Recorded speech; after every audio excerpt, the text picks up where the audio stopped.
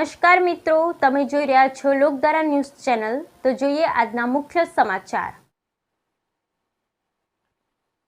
Cyber crime સુરક્ષા અંતર્ગત જિલ્લા પોલીસ વડા અક્ષરાજ મકવાણાએ પત્રકાર પરિષદ યોજી।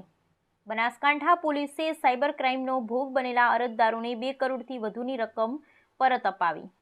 સાયબર ફ્રોડ બાબતે સાવચેત રહેવું અને ત્વરિત પોલીસનો સંપર્ક કરવા જિલ્લા પોલીસ અધિક્ષક શ્રી અક્ષયરાજ મકવાણા। આજના ટેકનોલોજીના યુગમાં આંગળીના ટેરવે બનતા અપરાધ એટલે cyber crime mobile, computer, tablet, laptop દ્વારા ઇન્ટરનેટના માધ્યમથી કાયદા કાનૂનના ભંગ કરીને થતી છેતરપિંડી અને અપરાધ સામે રક્ષણ આપવા માટે બનાસકાંઠા જિલ્લા પોલીસ સજ્જ છે। જિલ્લાના પ્રત્યેક નાગરિકને સાયબર ક્રાઇમ સુરક્ષા આપવા માટે જિલ્લા પોલીસ 24/7 સેવારત છે। સાયબર ક્રાઇમ કે ફ્રોડનો ભોગ બનેલ વ્યક્તિ સાયબર ક્રાઇમ હેલ્પલાઇન નંબર 1930 પર પોતાની ફરિયાદ નોંધાવી શકે છે।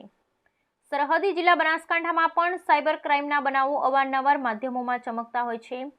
સાયબર ક્રાઇમ, સાયબર ફ્રોડથી બચવાનો એકમાત્ર ઉપાય સાવધાની અને સતર્કતા છે।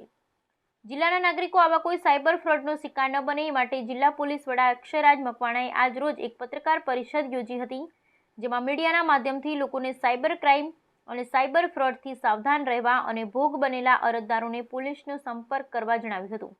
તેમજ અજાણ્યા કોલ, ઓટીપી, અજાણ્યા નંબર પરથી આવતી લિંક કે મેસેજ બાબતે સતર્ક રહેવા અપીલ કરી હતી। વધુમાં જિલ્લા પોલીસ વડાએ જણાવ્યું કે હાલમાં એઆઈ ટેકનોલોજીનો ઉપયોગ કરી અધિકારીઓ કે મોટી હસ્તીઓના નામે કોલ, મેસેજ કરી સાયબર ક્રાઇમ આચરવામાં આવે છે, જે બાબતે પણ સાવચેત રહેવું અને આવી ઘટનામાં જરા પણ શંકાસ્પદ બાબત સામે આવે તો તાત્કાલિક પોલીસનો સંપર્ક કરવા જણાવ્યું હતું। જિલ્લા પોલીસ વડા અક્ષયરાજ મકવાણાએ કહ્યું કે જિલ્લામાં જુલાઈ 2024 સુધીમાં 1886 અરજદારોએ સાયબર ફ્રોડ મામલે અરજી કરી છે। જિલ્લાની સાયબર ક્રાઇમની ટીમની સફળ કામગીરીને પગલે ભોગ બનેલા અરજદારોને 2,05,81,270 જેટલી રકમ પરત પણ અપનાવી છે, જ્યારે 5,009 શંકાસ્પદ બેંક ખાતાઓના કુલ રૂપિયા 5,59,40,655 પુટ ઓન હોલ્ડ કરી રોકી દેવામાં આવ્યા છે। આ રકમ ભોગ બનેલા અરજદારોને પરત કરવા માટેની કાર્યવાહી ચાલુ છે। બનાસકાંઠા જિલ્લાના નાગરિકો સાયબર ફ્રોડનો ભોગ ન બને તે સારું સાયબર ક્રાઇમ પોલીસ સ્ટેશન દ્વારા જિલ્લાના વિવિધ શૈક્ષણિક સંકુલો, કોલેજો, આઈટીઆઈ, પોલિટેકનિક ઉપરાંત શહેરની સ્થાનિક સોસાયટીઓ ખાતે સાયબર ક્રાઇમ લોકજાગૃતિ સેમિનારનું આયોજન કરવામાં આવ્યું છે, જેમાં સાયબર ફ્રોડના વિવિધ બનાવો બાબતે પ્રેઝન્ટેશન દ્વારા સચોટ માર્ગદર્શન પૂરું પાડવામાં આવે છે। ગત વર્ષ અને 2023ના વર્ષમાં સાયબર પોલીસ ટીમ દ્વારા જિલ્લામાં કુલ 51 સેમિનાર તથા ચાલુ વર્ષમાં જુલાઈ 2024 સુધીમાં કુલ 31 સાયબર ક્રાઇમ લોકજાગૃતિ સેમિનાર તથા સાયબર સંવાદોનું આયોજન કરી લોકોમાં સાયબર ફ્રોડના બનાવોથી અવગત કરવામાં આવેલ છે।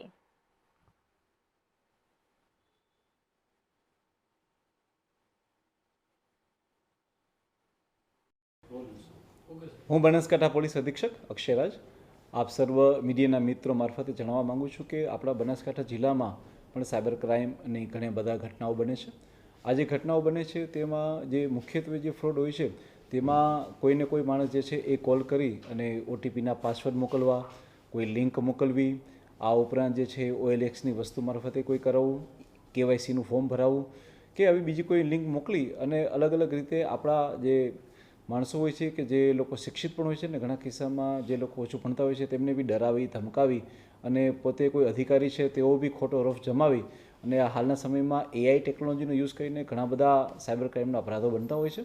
આ તમામ સાયબર ક્રાઇમના અપરાધો જે છે જે આપણી બનાસકાંઠા પોલીસે 1930 ઉપર એને નોંધી અને ત્યારબાદ આગળની કાર્યવાહી કરતી હોય છે। હું લોકોને જણાવવા માંગીશ કે તેઓ આ સાયબર ક્રાઇમના શિકારનો ભોગ ના બને। આપણા બનાસકાંઠા જિલ્લામાં અત્યાર સુધી પોલીસ દ્વારા આવા લોકોની રકમને રોકી અને 2 કરોડ જેટલી માતબર રકમ જે છે એ લોકોને પાછી આપવામાં આવેલી છે।